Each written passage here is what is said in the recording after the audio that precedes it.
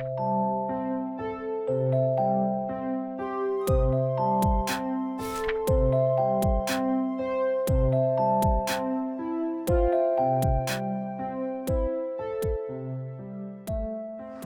pessoal! Como vimos, pode-se afirmar que há a cooperação do leitor na construção do sentido do texto, pois este nem sempre está implícito para o leitor. É necessário que ele, a partir de seus conhecimentos prévios ou não, e de suas inferências, a partir do que está sendo lido, construa o próprio significado do texto, numa espécie de diálogo entre si e o texto. Na aula de hoje, daremos continuidade ao estudo das estratégias de leitura. Veremos a importância das pistas tipográficas, dos estrangeirismos, também chamados anglicismos, dos afixos e do uso do dicionário em busca de uma maior compreensão textual. Vamos lá? As pistas tipográficas são elementos visuais que nos auxiliam na compreensão textual.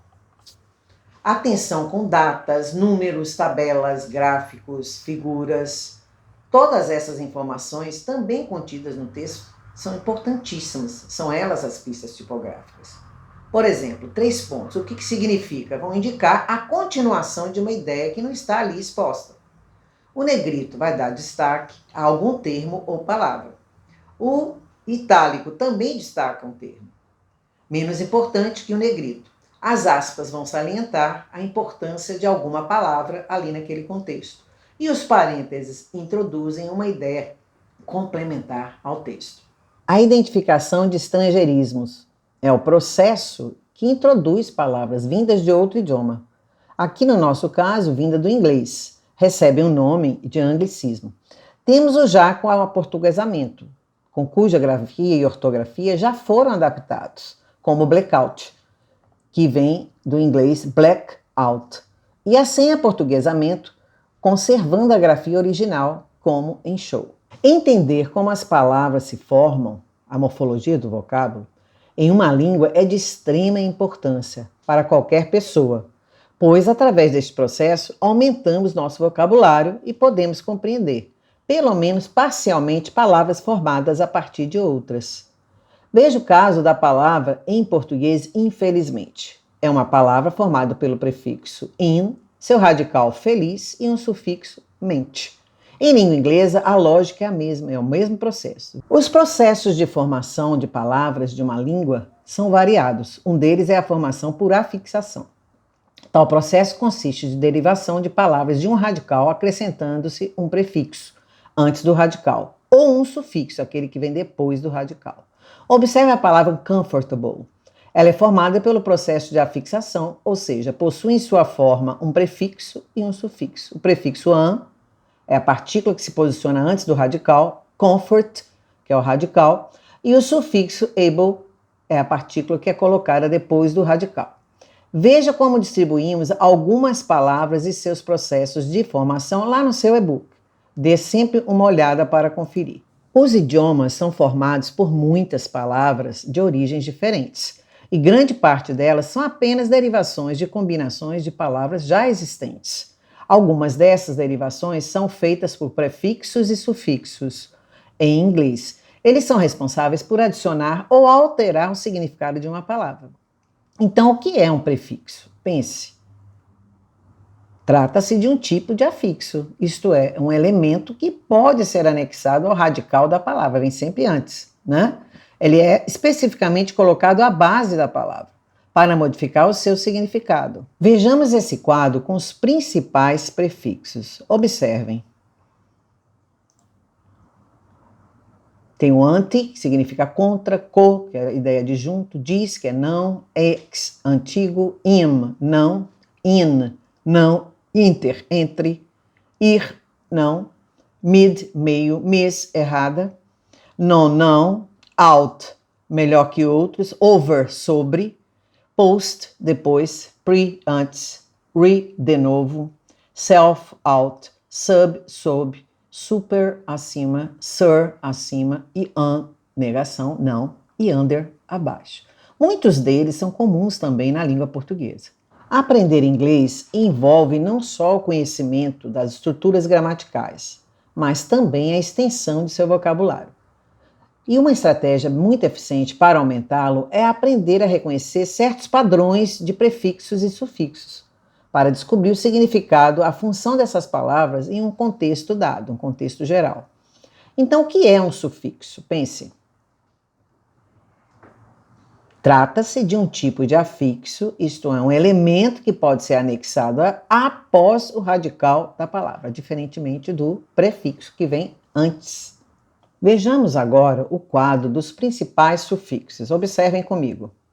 Temos aí o able, que é a ideia de capaz de ser, all, tendo característica de, ans, que é o estado de, ate, que é tornar-se, don, que é local ou estado de ser, em, que é tornar-se também, ens, estado de ser, pessoa que executa uma ação, ou seja, o autor daquela tarefa, por exemplo, teach, ensinar, to teacher, aliás, teacher é o autor da ação de ensinar, o professor, percebe? Full, que é a ideia de cheio, law, que é a ideia de tendo características, young, alguém que toca ou faz alguma coisa, able, capaz de ser, ic, tendo característica de equal, tendo característica, ism, em uma ação, estado ou sistema, ist, alguém que toca algo ou faz algo, então também mostra a autoria, it, quantidade de, easy, que é o fazer, less, que é sem, ausência, né? Meant, que é a condição de, o ato de fazer algo, nes, que é o estado de, esse nes é muito utilizado para substantivos abstratos. Or, pessoa que executa uma ação, também para dizer que aquela pessoa faz aquela ação, né? Invent é o verbo inventar. Inventor, inventor. É quem executa. Os, tendo quantidade ou qualidade de. Zion é o estado de ser. Tic, tendo característica de. Ti, quantidade de. Tion, estado de ser ou ato de. E o Y sozinho caracterizado por. Isso a gente aprende mais na prática. Então eu convido vocês que vejam todos os exemplos do e-book de vocês, ok? Vejamos agora o processo de formação de um único vocábulo. Quais são as possibilidades? Trazemos esse exemplo aqui. To inform é um verbo. Se eu anexar o sufixo ed, informed, continua sendo um verbo no passado. Informative, que é o ive, é um adjetivo, né? Informer é o substantivo, é aquele que faz a informação, não, o informante. Informational, outro adjetivo. Informingly é um advérbio, em geral esse ly é formador de advérbio. Informable, adjetivo. Informant, substantivo. Informedly, advérbio. Informing, advérbio, verbo. E information, substantivo.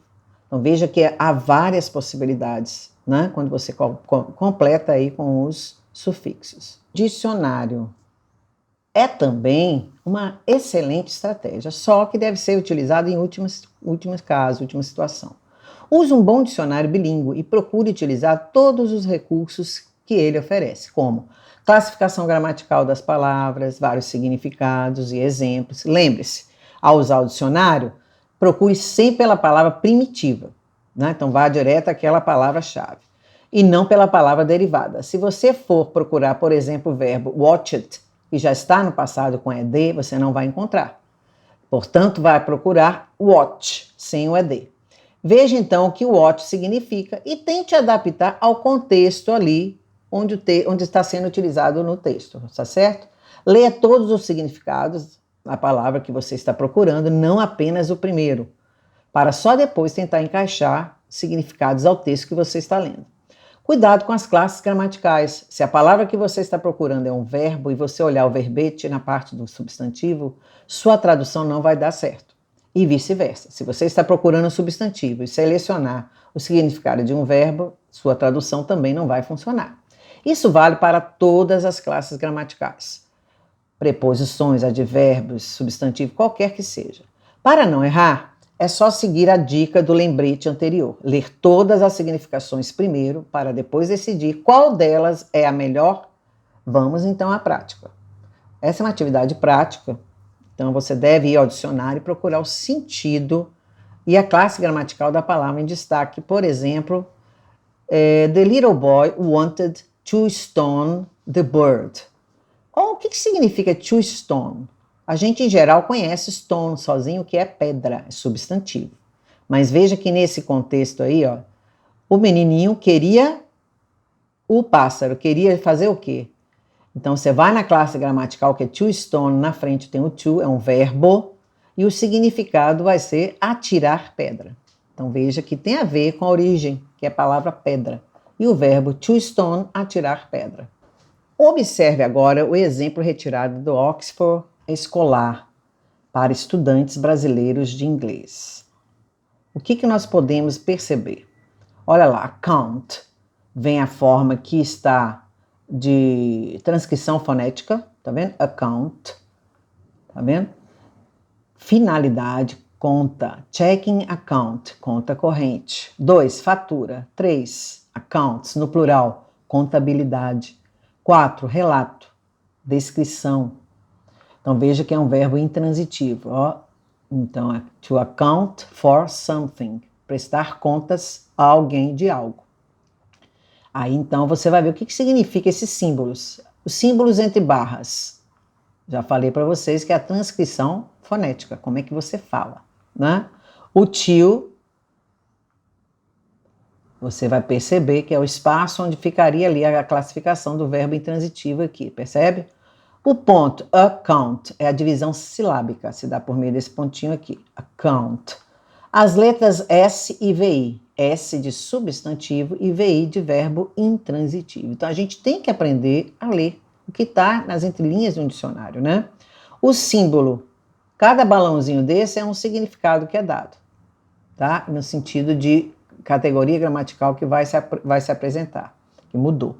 A informação entre colchetes. Ó, é uma informação a mais, aqui no caso plural, percebe? Accounts com S. Então, na forma de plural, ela é chamada, a tradução melhor é contabilidade. Preste muita atenção nisso, ok? Esperamos que por meio dos conteúdos e das atividades aqui propostas por nós, você possa estabelecer subsídios para compreender e interpretar textos de cultura geral e textos técnicos. Para tanto, você pode também contar com toda a nossa equipe e material disponível e sugerido. Tudo bem? Então, bom estudo, bom trabalho. Até a próxima.